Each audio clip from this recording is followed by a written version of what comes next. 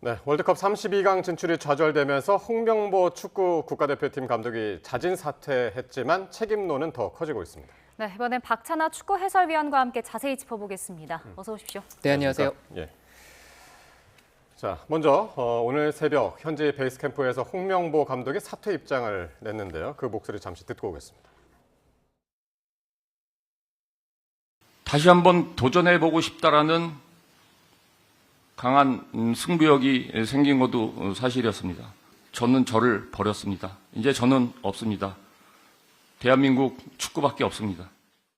먼저 대한민국 축구를 사랑해 주시고 언제나 대표팀을 응원해 주신 국민 여러분께 진심으로 죄송하다는 말씀 드립니다. 오늘 저는 대한민국 축구 국가대표 감독직에서 물러나고자 합니다.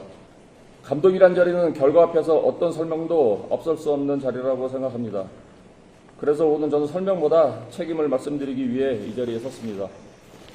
국민 여러분께서 기대하셨던 결과를 끝내 보여드리지 못했습니다. 그 책임은 모두 감독인 저에게 있습니다. 고맙습니다.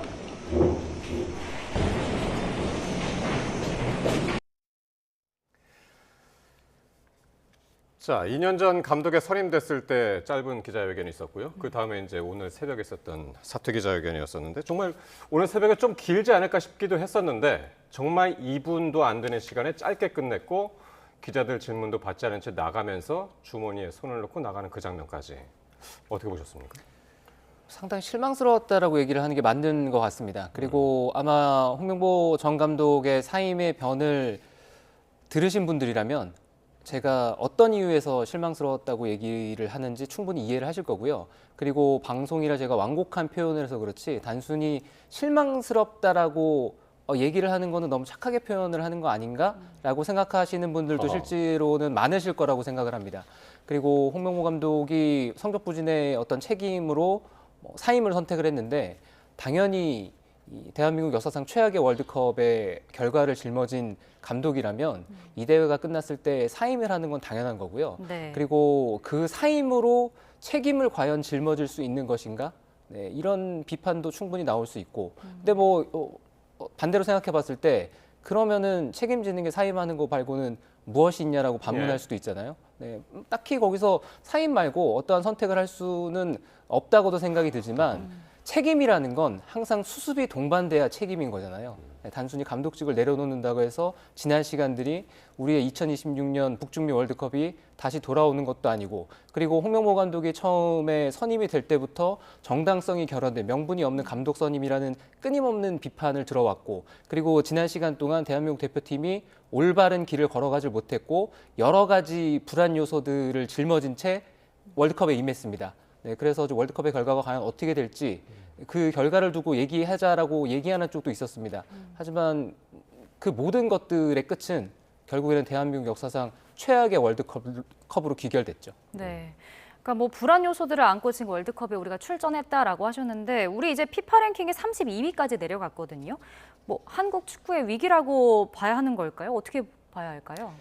월드컵에서 성적을 내질 못했기 때문에 우리가 체코와의 조별리그 1차전이 끝났을 때는 피파 랭킹이 잠깐 상승하기도 했습니다. 예. 원래 피파 랭킹이 이렇게 실시간 랭킹 순위가 바뀌지 않는데 이번 월드컵을 기점으로 해서 한 경기 결과에 따라서 피파 랭킹 자체가 주식시장이 요동치는 것처럼 실시간으로 순위가 바뀌고 있거든요. 네. 22위에서 32위가 됐다는 건 언제입니까? 22위가 언제입니까? 체코전 끝났을 때의 순위가 22위였을 거예요. 그 이후에 멕시코에게 패했고 그리고 남아공에게 졌잖아요. 예. 남아공은 우리보다 피파 랭킹이 낮은 팀입니다. 네. 네, 이런 월드컵이라는 큰 대회에서 특히나 우리보다 피파 랭킹이 낮은 팀과 경기를 했을 때 승리를 챙기질 못하면 피파 랭킹이 대폭 하락하거든요. 점수를 많이 잃어버리기 때문에 예. 그래서 20위권에 있던 순위 자체가 연패로 인해서 30위권 바깥쪽으로 넘어갔다는 판단입니다. 그럼 토너먼트 결과 다 끝나면은 더 떨어질 수도 있는 건가요? 더 떨어질 가능성도 있고 왜냐하면 밑에 있는 팀들이 우리보다 점수를 많이 얻어서 우리 순위보다 높이 올라가게 되면은 당연히 우리는 순위가 더 떨어지는 구조죠. 근데 정말 이름만 들어도 가슴이 뛰는 선수들 손흥민, 이강인, 김민재 이제 황금 세대라고 불리는 이 라인업들이 있었는데 그럼에도 32강 진출을 못했단 말이에요. 원인은 뭐였습니까? 우리가 월드컵에서 성적을 내지 못했던 이유를 찾는 건 너무 많기 때문에 너무 어려운 것 같습니다.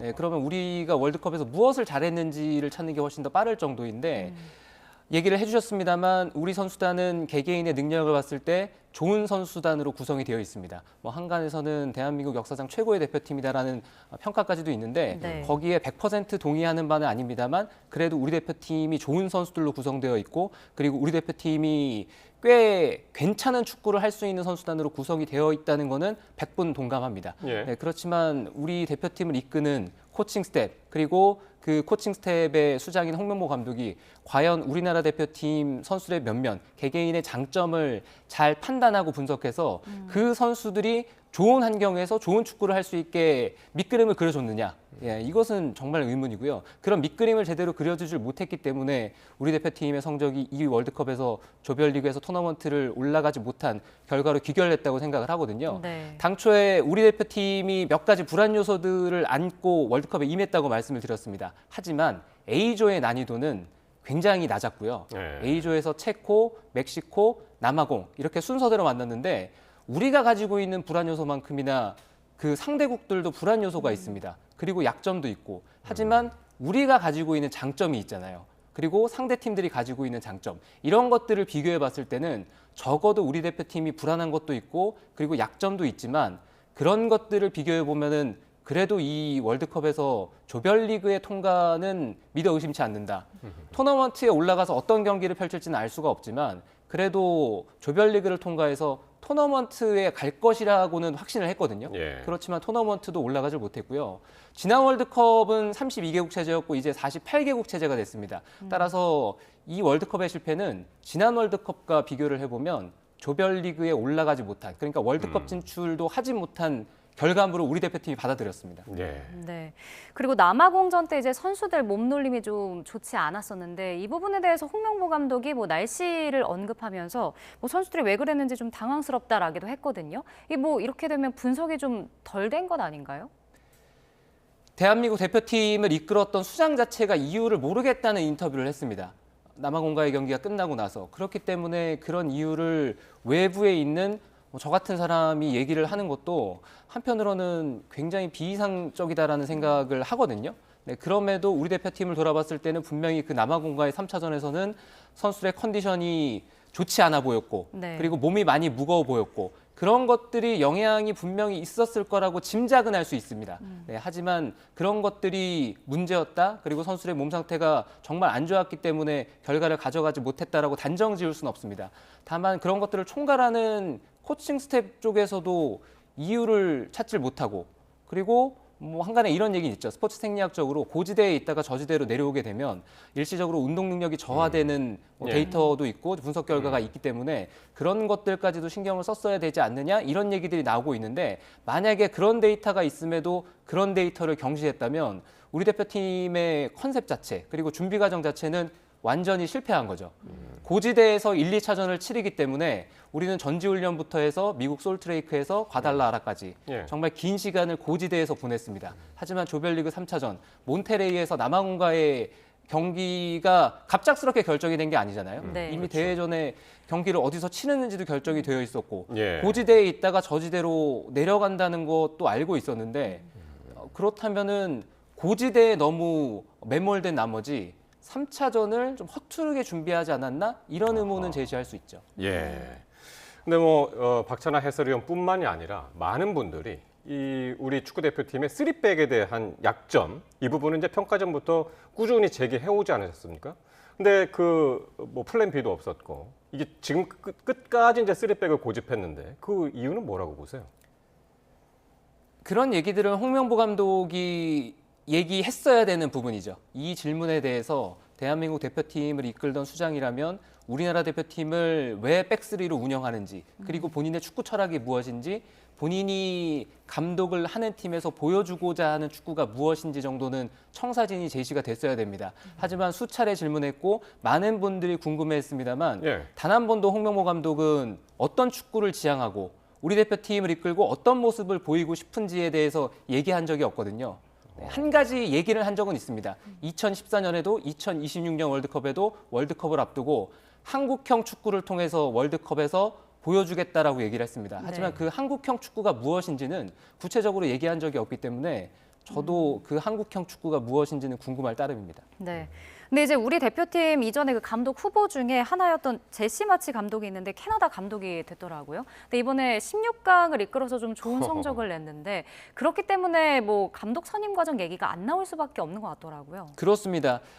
한편으로는 대한축구협회에서 제시 마치 감독은 데려오고 싶어도 데려올 수 없다라고 얘기를 했기 때문에 그 자세한 속내는 들여다보고 싶은 게 사실이거든요. 하지만 제시 마치 감독은 우리나라 대표팀에도 올 뻔했던 감독이었고요. 하지만 캐나다 대표팀을 선택을 했습니다. 본인이 미국 사람이기 때문에 캐나다 대표팀을 이끌고 일하는 게 훨씬 더 편했겠죠. 편하긴 했을 거고요. 네. 그리고 연봉이라든가 이런 부분에 있어서도 이견이 있던 것으로 알고는 있는데 어쨌거나 중요한 거는 제시 마치 감독은 캐나다 대표팀을 이끌고 캐나다 대표팀을 사상 첫 월드컵 토너먼트로 진출시켰습니다. 네. 그리고 오늘 새벽에 있었던 남아공과의 32강에서 승리하면서 그러게요. 처음으로 토너먼트에 진출한 데서 끝난 게 아니라 16강에 16강까지. 올라갔기 때문에 이 여정이 어디서 끝날지는 알 수가 없고요. 그리고 오늘 새벽 경기가 또 우리가 A조에서 2위를 차지했으면 로스앤젤레스에서 캐나다 대표팀을 상대할 수 있는 32강이었거든요. 네. 그렇기 때문에 우리가 경기를 치를 수도 있는 장소에서 우리 대표팀 감독이 될 뻔도 했던 인물이 승리하고 16강에 올라갔기 때문에 속이 쓰리는 건 어쩔 수 없죠. 그렇군요. 이제 감독을 선임한 곳은 이제 축구협회고, 그래서 이제 축구협회가 근본적인 문제라라는 지적이 나오는데 전면 쇄신 가능하겠습니까? 전면 쇄신이 정말 솔직히 말씀드리면 쉽지 않다고 생각합니다. 쇄신이 어려운 이유가 크게 저는 두 가지 정도로 생각을 하는데 전면 쇄신이 이뤄지기 위해서는 다수의 구성원이 그 쇄신의 필요성을 느껴야 될 때, 네. 그럴 때 전면 쇄신이 가능하잖아요.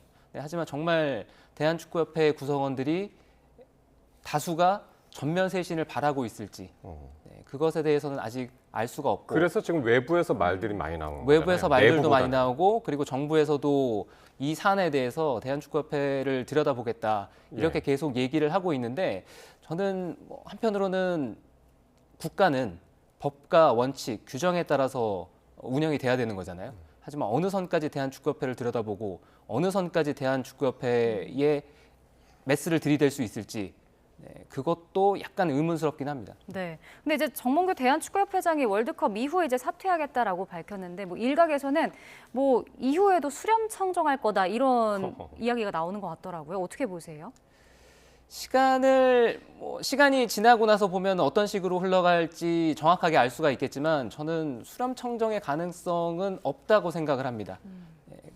그 수렴 청정의 가능성이 있었으면 애초에 정몽규 회장이 사퇴하는 카드도 꺼내들지 않았을 거라고 생각하는 쪽이기 때문에 그 가능성은 제 선에서는 일축하고 싶습니다. 그러니까 정몽규 회장이 물러나더라도 그 체제가 그대로 유지되면 수렴 청정도 가능하지 않냐. 그래서 이제 말이 나온 건데 그 가능성은 이제 적게 보시는 것 같고. 이재명 대통령도 이제 축구협회 무능을 지적을 했고요. 주무부처인 문체부에서도 위원회 구성에 대한 조사 의지를 드러냈는데 그렇게 되면은 이게 좀 달라질 수도 있을까요? 가능성은 충분히 있다고 생각하는데 어느 방향으로 튈지는 정말 예측이 어렵겠죠.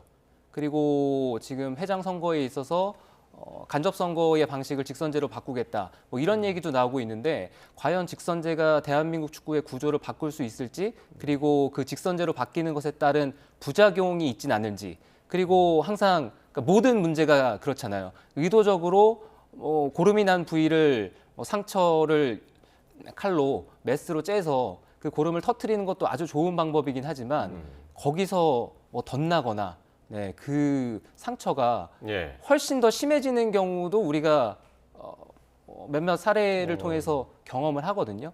그렇게 국가 차원에서 대한축구협회를 들여다보고 대한축구협회에 메스를 들이대는 게 정말 대한축구협회를 바로 잡을까? 바로 잡을 수 있을까?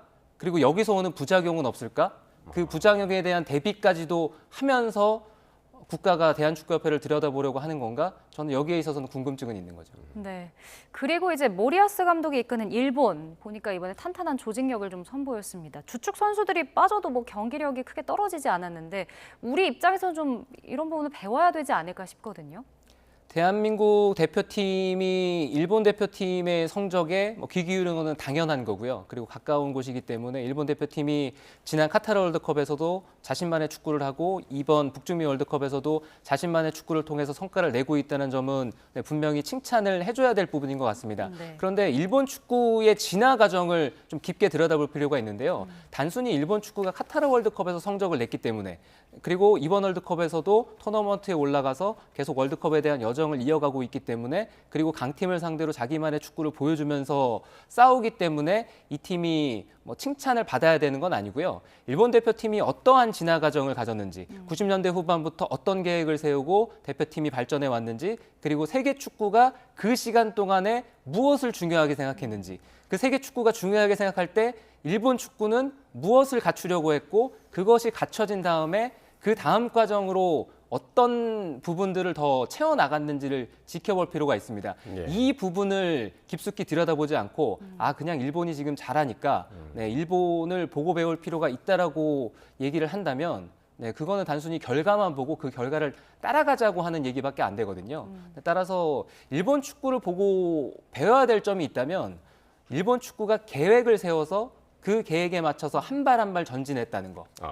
그러니까 일본 축구의 어떤 부분을 배워야 되는 게 아니라 그 목표를 가지고 과정을 잘 밟아갔다는 점은 배워도 좋을 것 같고요.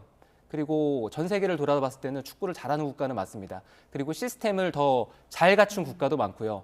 우리는 그런 국가들을 보고 우리만의 목표를 정해서 우리의 과정을 밟아나가는 게 훨씬 더 좋다는 생각이고 그리고 그런 과정들을 밟아서 결과가 안 좋을 수도 있어요. 하지만 그런 것도 우리 축구에겐 도움이 되겠죠. 우리 축구 문화, 축구 협회에 대한 개혁 지금부터 시작인 것 같습니다. 지금까지 박찬하 축구 해설위원과 말씀 나눴습니다. 고맙습니다. 고맙습니다.